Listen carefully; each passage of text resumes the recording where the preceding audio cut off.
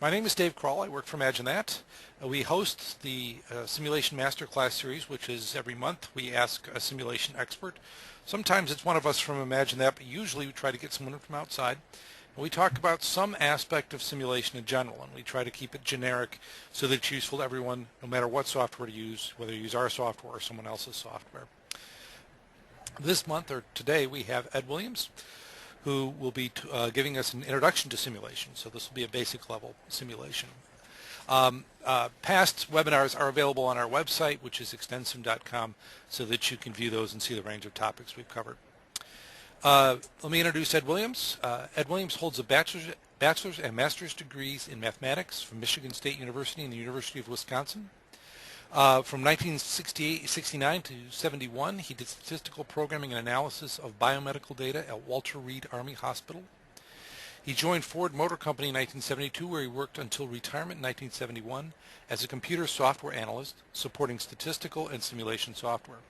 After retirement from Ford, he joined PMC Dearborn, Michigan as a senior simulation analyst. Also since 1980, he has taught classes at the University of Michigan, including both undergraduate and graduate simulation classes using a variety of simulation programs.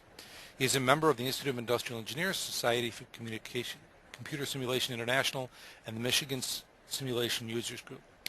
He serves on the editorial board of the International Journal of Engineering Applications and Practice. Ed has given plenary addresses at many simulation conferences around the world and served as preceding editor and track coordinator for a variety of simulation conferences. So with that, I'll turn it over to Ed. Ed, just for your information, I will be muted, so if you ask me a question directly, it may take me a moment to get back to you, but I am here listening throughout the conversation. If questions come up, I will try to forward them to you. Okay, thank you, David, and welcome everyone. Okay, so simulation does not make decisions itself. It provides valuable support to the decision maker, an analyst, an engineer, a manager, a management team, and so forth. And we'll see a later slide, it's both an art and a science. Now, here are some of the things it can do. And reading these 5 bullet points, I certainly think you'll find them very enticing. You get long-term, you can see interrelationships.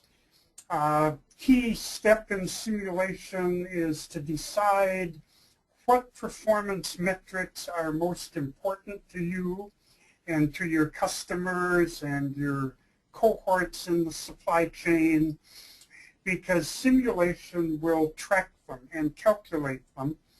And simulation, unlike, for example, linear programming, does a beautiful job of incorporating randomness. And we'll have a list very soon of all the different places randomness can come from. And here's some example. We have a couple slides here. Here's some examples, all of which I've been involved in as part of a team, of what simulation can do. The first 3 on this slide are from manufacturing. The last one on this slide is from the service industry. So continuing.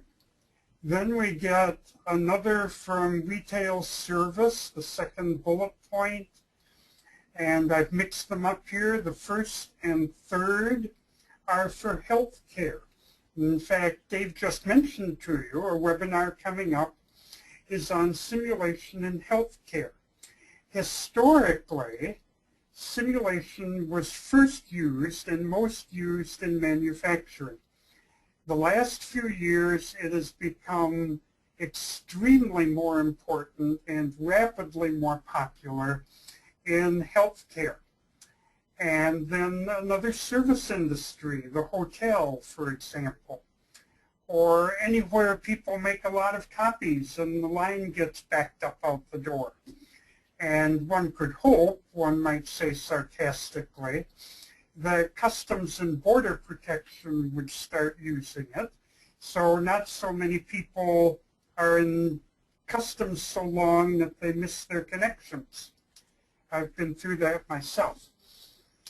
Now, this is a slide courtesy of Rockwell Arena. They're another of several simulation software providers.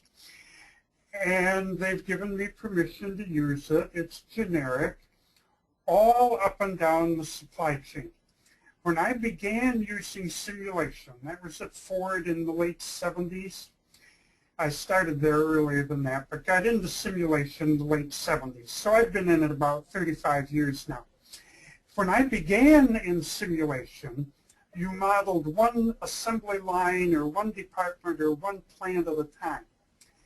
Now it's shown its power all up and down the supply chain. And for that, it increases the value added of simulation.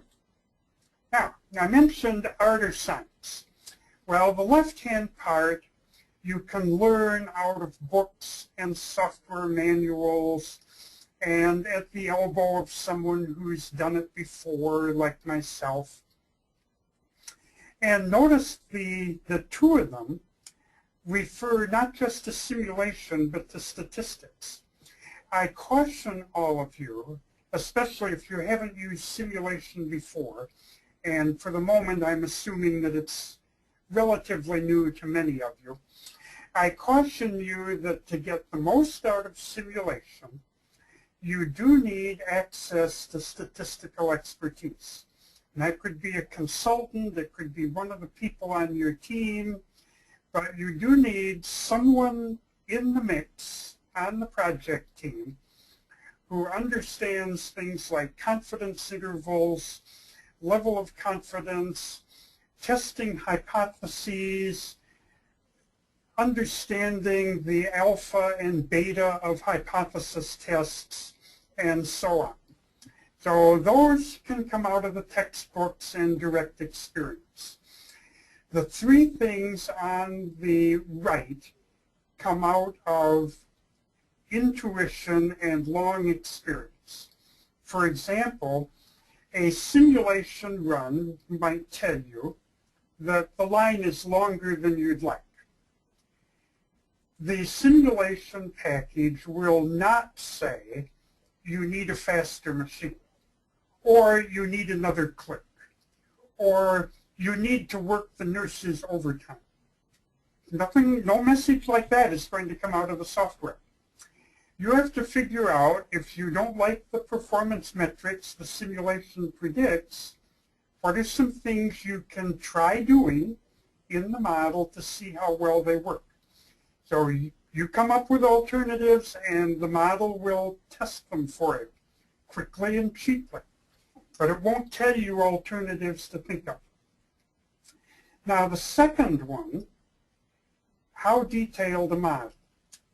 Well, usually the beginner tries to model too much in too much detail. Start small, start high level, add detail as necessary as you go along.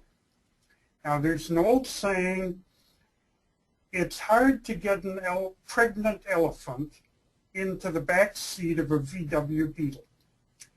But it's even harder to get an elephant pregnant in the back seat of a VW Beetle. Now, by comparison, it's not too hard to add detail to a correct model. It's very hard to add correctness to a detailed model that's already wrong. So let's have the horse first, and then the cart comes after the horse. And impediments to implementation, well, they can be largely political. We haven't done it before. We'll look in a later slide at some of the impediments, which are often more cultural and political than they are technical, and see what might be done about those impediments.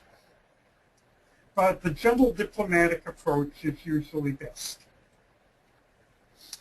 Now, at a high level, simulation can help design a system. The best time for that is when the system is on the back of a cocktail napkin. In other words, begin very early. The earlier you begin to use simulation relative to any particular objective, like building a new warehouse or a new hospital, it'll be more difficult then because you won't have data yet. You'll have to do intelligent estimation. But the benefit to cost ratio will be higher.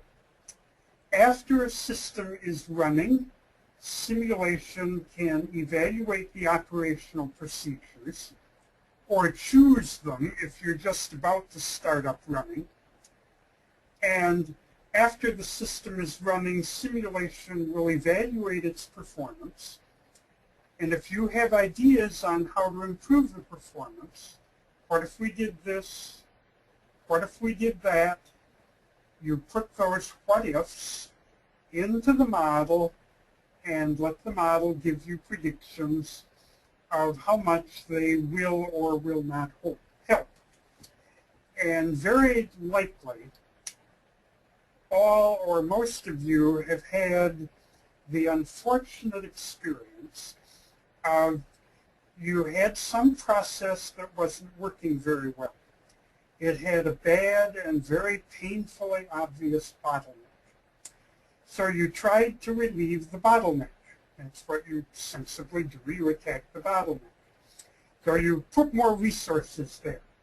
More resources might mean more overtime, more workers, faster machines, whatever. And then you discover that the bottleneck just moved a little way down the process. Simulation can avoid that painful experience because you'll find out in the model, not in real life.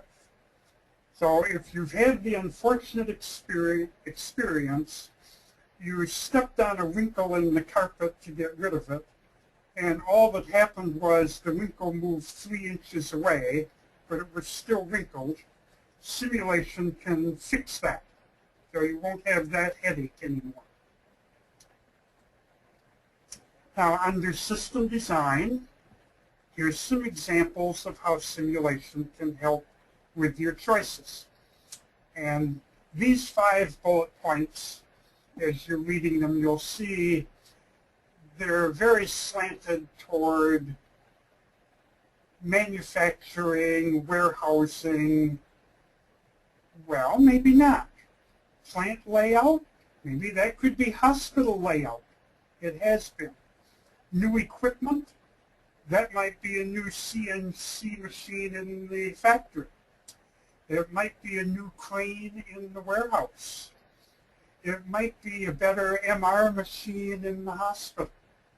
So all of you out there, I think you're likely from different industries, sectors of the economy. Let your imaginations have a happy wandering time. Under operational procedures, these are some examples. Under production scheduling, inventory analysis beyond the basic EOQ, economic order quantity formula, control which forklift gets the right-of-way in the warehouse, in the multi-crane bay, which crane gets to shove the other one aside. Issues like that come up very often. If you've cross-trained your workers, which is a good thing to do, whether in the factory, the hospital, wherever, here's a good way to realize the advantages, bullet point number 4, on exploiting the cross-training of your workforce. And here are some very common performance metrics that come under performance evaluation. Some of these, for example, we see very frequently in warehouses. Then the second one, time and system, might be called dock to dock. Same idea. You'd like something to be in the warehouse as short a time as possible. Now maybe you're running a restaurant, and this second bullet point gets at the issue of how often can you turn over a table in one evening? Or how often can you turn over the recovery room in the hospital in 1 week, let us say? So again, let your imaginations go. Feel free to relate these words to whatever industry sector you're the stakeholder in. Now, the benefits. Well, usually there's so much randomness, and you can't, if you did all this in the real system, my goodness, think how disruptive it would be to try alternatives in the real system, shut it down, put the alternative in, bring it back up, maybe the alternative doesn't work, move things out in the concrete, oh heavens forbid. So very likely, usually in fact, it's the only game in town. And it'll go quicker than mathematical methods, even if you have closed formula math models. And in real life, usually you don't.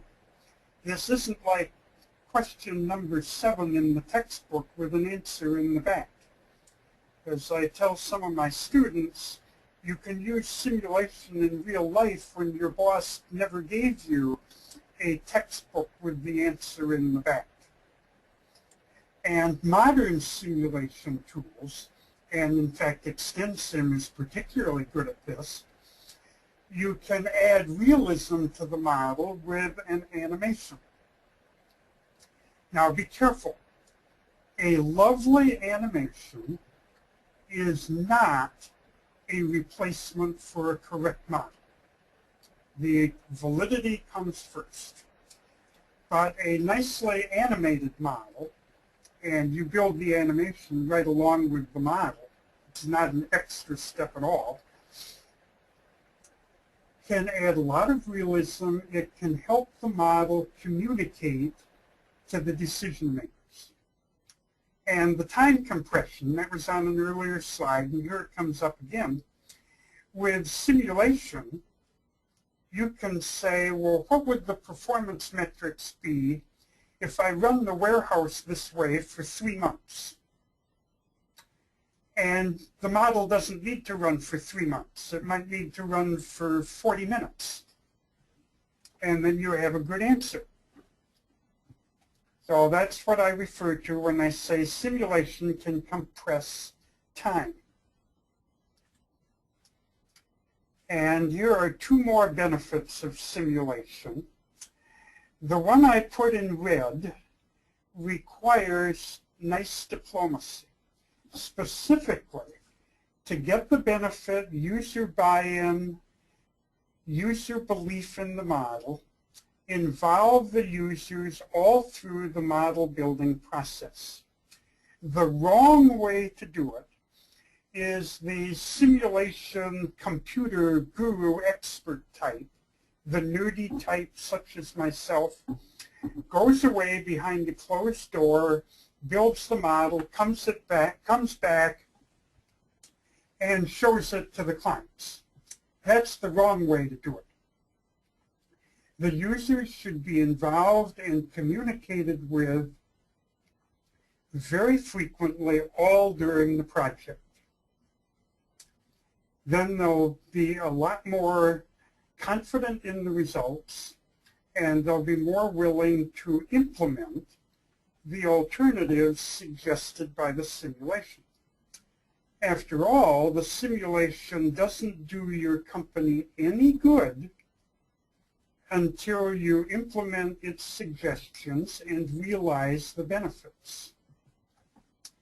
Now, those are some good benefits, but careful. Now, simulation is not like linear programming. If any of you have done linear or integer programming, you know, oh, the software comes back with the one optimum answer. Simulation does not do that. And GIGO, I think you likely all know that's garbage in, garbage out. The simulation is no better than the data. Now, every once in a while, you have a very simple base case that can be solved with the exponential distribution, for example, and the formula in a textbook. But even in a textbook, that's rare. In the real world, it's very, very rare. So bullet point number 1 frequently comes up. Watch it. Bullet point number 2 rarely applies. And bullet point number 3 always applies. If you want the benefits of simulation, you're going to have to buy a consultation, or you're going to have to buy the software and learn how to use it. That's an upfront investment. It may be a very small one compared to the benefits of simulation. In fact, I've seen ROIs of 100 to 1 fairly often, and ROIs of 10 to 1 routinely over 30 years. But the investment has to come first. And even if you have a consultant build the model and provide you the results, the consultant is going to have to ask your people. You people are the system experts in how it works. The modeler and the analyst is going to have to ask your people a lot of questions. If the modeler doesn't, then go get another modeler. But that means your people, your systems experts, are going to have to spend time sitting down with the modeler, the analyst, to answer those questions. And that's an upfront investment. Now, software for simulation does these things. Modern simulation tools do all of these. And some of the softwares even provide an optimizer. And the software manual even might say it's an optimizer. Well, it doesn't really optimize. I already said that several slides ago. What the typical optimizer does is simply mechanically run the model without human intervention across a whole range of alternatives, and then keep track of which one looked best according to whatever KPIs, key performance indicators, you told it to look at. So that's why I put a question mark in front of optimizers. Some software tools provide one, but it isn't all the word implies. Now, where would you go to learn more about simulation? Well, here are some of the places. And I might particularly mention, and toward the end I'll put in a couple web addresses of very good conferences. The Institute of Industrial Engineers has one every May. The Winter Simulation Conference is every December. And those are additional very good places to learn more about simulation. So 2 websites for those conferences I can provide at the end. So what comes next to get started using simulation? Certainly these things are important things to look at. We'll give you an overview here, and you'll be ready to look at particular examples and particular techniques in upcoming webinars. There's the 9 steps. Now, you begin here. Look how big number 3 is. That's not an accident. When people are learning simulation, 4 and 5 look big until you get accustomed to whatever software tool you're using. But as you get experience, you'll very quickly realize that number 3 is a big effort. And don't begin until you know what the objectives of your project are. And look how big number 6 is. You're experimenting with the model. You're trying all types of brainstorming ideas. What if we did this, that, or the other? Would it help improve the system design or the system operation? So you run lots of experiments, you look at the results, and this is done statistically.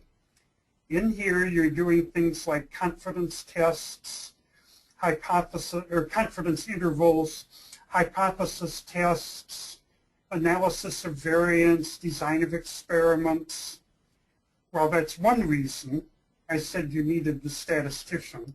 Another reason comes up here when you're characterizing the data to put it in the model properly. You implement the results. Now, really, number 9, the analyst in particular should have been documenting all along.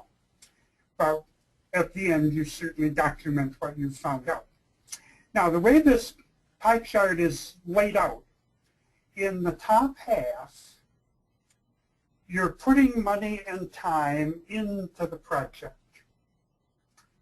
In the bottom half, you're getting value back. You're getting your ROI. So we laid this out starting at 3 o'clock on the clock face. So the top half, you're putting effort in. Bottom half, you're getting benefits back. It's a good way to think of that set of steps. Now this slide, years ago, I had a very fine colleague. She and I together at Ford really got simulation going in the company. It wasn't quick. It took us a period of years. But this is a wonderful depiction of what happens.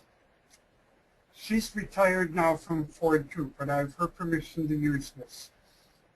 What do you know about the process? This is why you have to involve the process experts. Get the data, that's like step 3, put it into the model. This little calculator represents the computer running the model.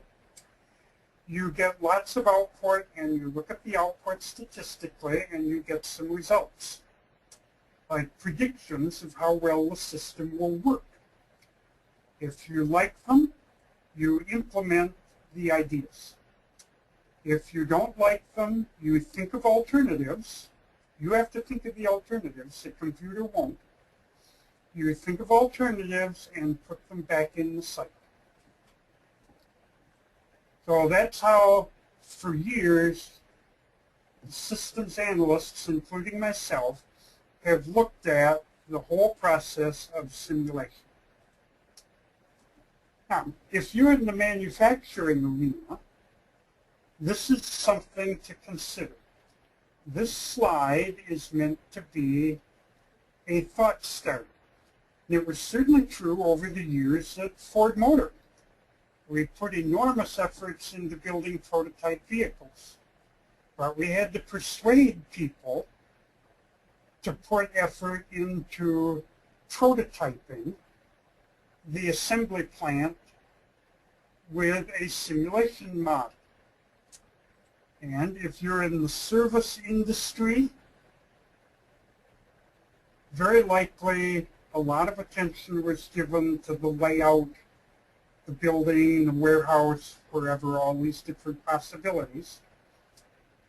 But simulation will prototype dynamically, just as it would look from the viewpoint of the customer moving through the hospital, the bank, the hotel, the airport, the clinic, etc.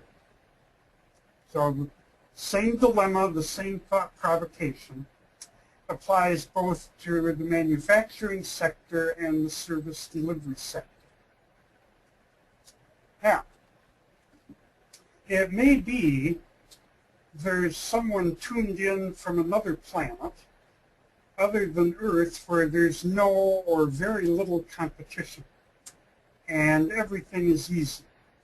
But if all the people getting good reception here on planet Earth, you're probably seeing all 4 of these things after the dashes. And you may be able to give me many more that would go on the list, such as increased customer screening. Well, just in the last week, we saw an example of this in the news. Airline on-time records have improved a little bit in the last year or so. And volume of airline complaints to the government has gone up a great deal. Expectations are higher. So very likely a lot of you, oh, there's a fifth one that should be here. Higher customer expectations, higher demand. The service that was great a year ago isn't good enough anymore. We hear that a lot here as consultants. Now, this gets back, if you go back to the pie chart, this would be step 5, verify and validate the model. And I call this V and V, the two words beginning with V. They sound a lot alike. But in simulation work, they're actually treated differently. Let's go back. Verification is really up to the model. It's conceptually like debugging. I build a model on the computer. Is it running the way I intended to? After that's done, the modeler and the user work together. Is the model a faithful representation of the real system, if it already exists, or as it is originally planned to exist, before we start looking at potential modifications and improvements? So verification should come first and validation right after. Until these steps are done, the client cannot have confidence in the recommendations for improvement that come out of the model. And if the client does not have confidence, the return on investment will be 0. So what did we do it for? So these steps are vital before you begin that big hunk of experimentation back in the pie chart. Now, here's what you need to do simulation. If it's going to take a month to get results, and you need the results in 2 weeks, don't bother. It's important to start early. Some of these engineers, the people familiar with the process, have to be involved, even if they're not modeling themselves, to work with and communicate with the modeler. That takes an investment in their time. And it's going to take funding to buy the software or the consulting service. And you get to choose, are you going to buy a software package if you're going to use it really often, or if you're going to do simulation projects just once in a while, you can outsource them to a consultant. Either way, that's a price. And the users, and this applies particularly if you do decide to do simulation in-house, you might decide to use a consultant for your first couple projects and then gradually have the consultant ramp up your people and gradually draw the work in-house if you have enough of the work to justify doing that. Then you'll need these user commitments. And the users who receive the results have to understand statistical ideas. They don't have to be the statistical expert, but they have to understand things like what a confidence interval means and what it is. So those investments or commitments are necessary to success. Now, if you look at manufacturing, here's a generic list. Let's see, I've got 9 bullets on this slide, and they're all pretty generic.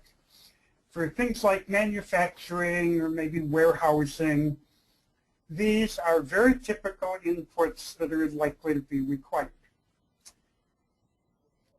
And for a particular process, there may be many more.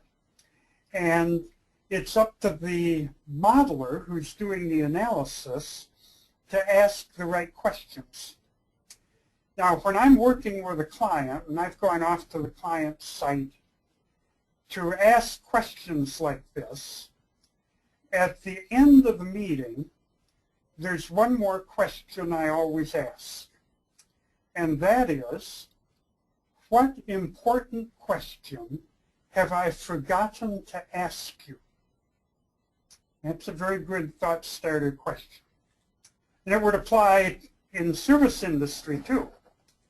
And notice process flow appears both places. It's number one right here. It was number one right there. That certainly is important. So these are good bullet points, checklist for typical inputs you need in what might be called the service industry. And I'm thinking there of hospitals, clinics, banks, hotels, airports, social security offices, etc. And here are some of the typical outputs you can get. And a lot of these are likely self-explanatory. Number 3 is often the first number the client wants to see. This next to last one, that refers to if I change one of the inputs a little, do the performance metrics of the system change a little or a lot? For example, suppose I increase the arrival rate of customers by 10%.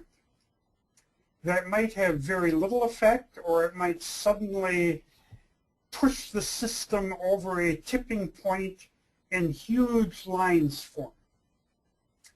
It's good to be forewarned if that's about to happen. And system sensitivity, how sensitive is the system to a perhaps slight change in input demand, is very valuable knowledge to have. Now, from the management point of view, here are some things not to do. So as one might say, I need hardly read these to you. It's sort of read them and weep, or better yet, read them and then avoid them.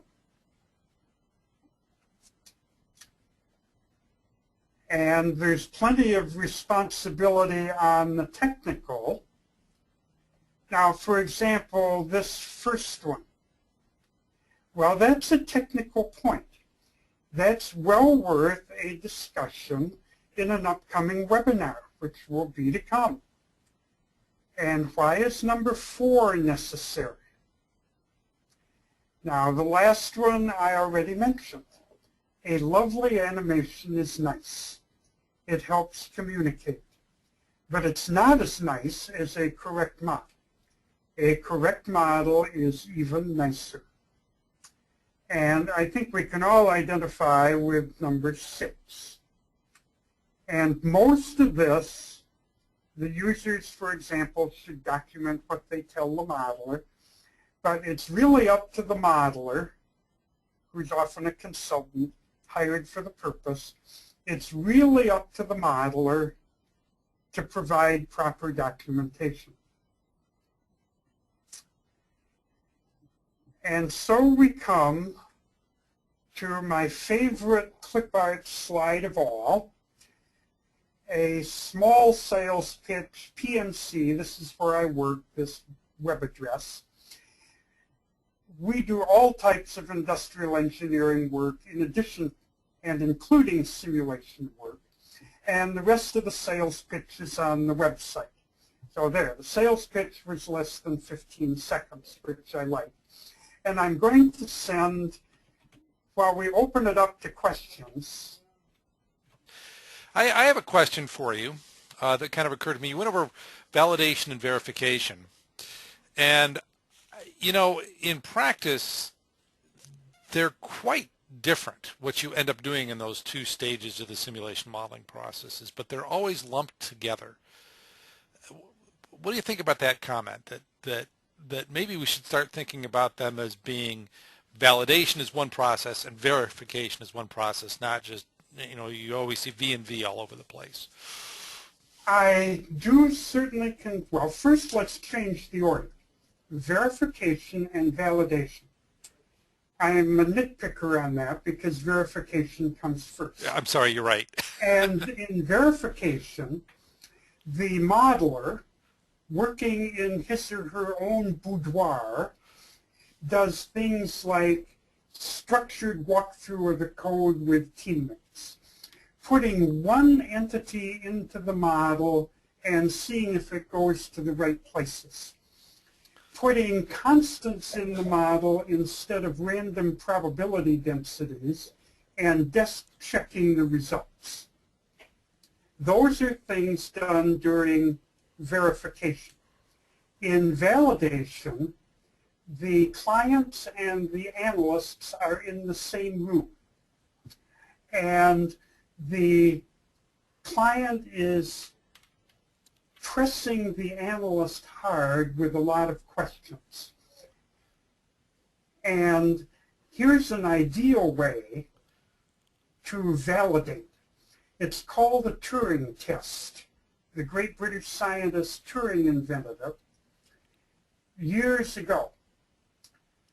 You put some real-life data in a little report. You run the simulation that supposedly matches the real-life system and produce a report in the same format. And you show both of those to the client, but you don't tell the client which is which. If the simulation prediction is so much like what the client sees in practice, then the model passes the Turing test. If the client says, oh, I can tell which one came out of the model fails the Turing test. And then you ask the client, well, how did you know? And the client might say, as happened once when I had to troubleshoot a model, oh, this report shows a big bottleneck behind machine A, but every day in the factory we don't see a bottleneck there, we see it behind machine F. Well, how could that be? We looked at the model and we found an error. So really good papers and past WinterSim publications have had papers with titles like Verification and Validation Techniques, where indeed the two words were both in the same paper title because they're consecutive steps, but the paper very carefully had separate sections on each one, just as you recommend. I'm seeing some questions come in. So Brian Martin asks, why hasn't DES picked up more? Machine learning is growing by leaps and bounds. What can we do to promote more use of simulation in our private companies? Users prefer data analysis versus simulation. The first thing I would recommend, and this is what we've done, we've often worked here at PMC with clients who were doing their first model. First thing we do is show the presumably reluctant manager a couple success stories. And then we ask the client, where is your biggest headache? And the client usually knows. The client usually has one throbbing, pounding bottleneck headache. And we'll propose to the client, we start out very small so that the investment in time is small, the investment in money is small. We'll build one small model, not the whole plant, not even the whole assembly line, just this one group of 8 or 10 operations. And if we do that, we can get some useful results, often within 2 weeks. And now the client has one, it's like getting a child to eat a new vegetable. you begin with one little taste. And we make sure this first one is a success. Begin with a very small success. Just a little one, just a little model of one little particularly troublesome part of your process. Then the client is like, oh, that tastes good. I'll come back for more. It's like getting, as I tell clients, it's like getting the first olive out of the bottle. After you get the first one out, the others come out easier.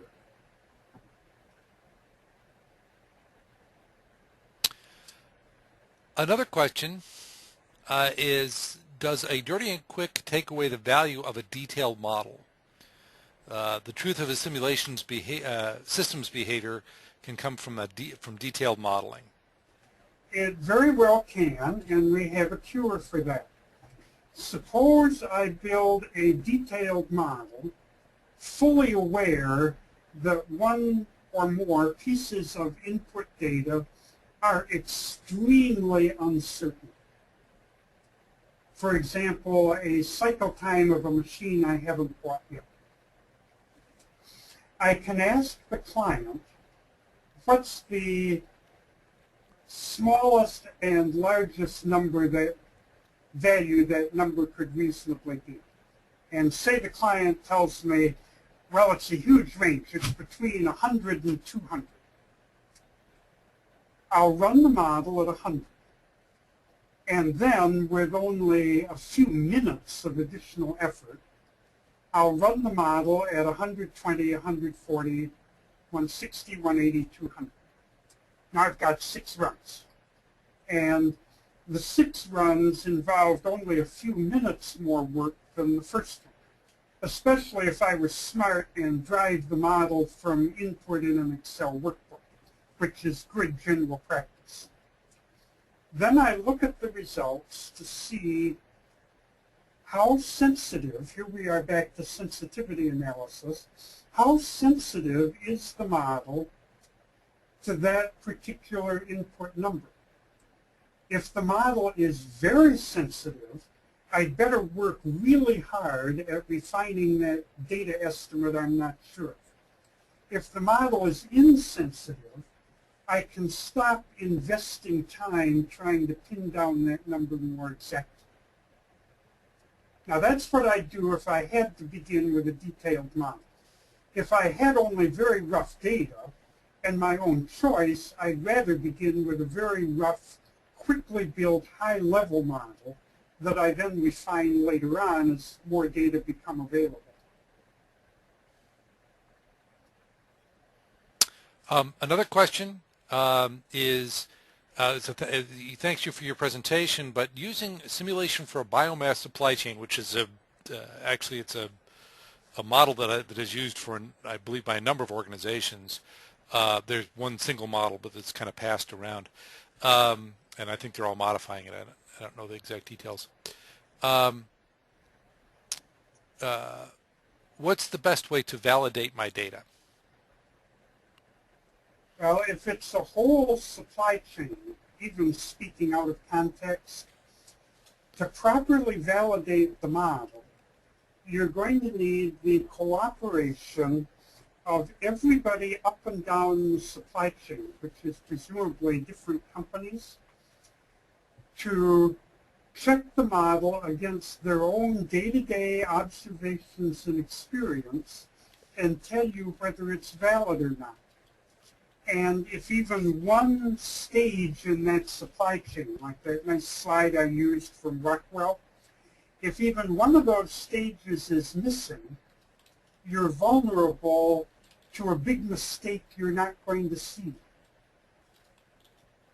Now, in hindsight, if I were going to build a model involving multiple companies in the supply chain, I would in advance make sure, and this would likely require the persuasion of a high-level manager, a buy-in and an agreement to collaborate and share what may be confidential data with careful restrictions on disclosure, all up and down the supply chain. So in a way, I freely admit that my answer may very well come out as directed, what might we do differently the next time, versus, well, I did give a bit of advice on how to validate the model you've got, but if you don't get complete cooperation, you're going to have a correspondingly incomplete validation. Now, if you have that incomplete validation, suppose the supply chain has 5 stages, 1, 2, 3, 4, 5. And stage number 4, you're not getting cooperation on validation efforts. They're clutching the data to their own bosom and refusing to share it. You could take your model and chop it off so it represents just companies 1, 2, and 3 and validate that. Well, now you've got half a loaf. Now that's better than no loaf at all. It's not as nice as the whole loaf. Another question that popped up is it possible to integrate GIS data with any simulation software? Yes, the GIS data, and it requires a careful computer interface, and it depends what software you're using, and I'm not familiar with all the details.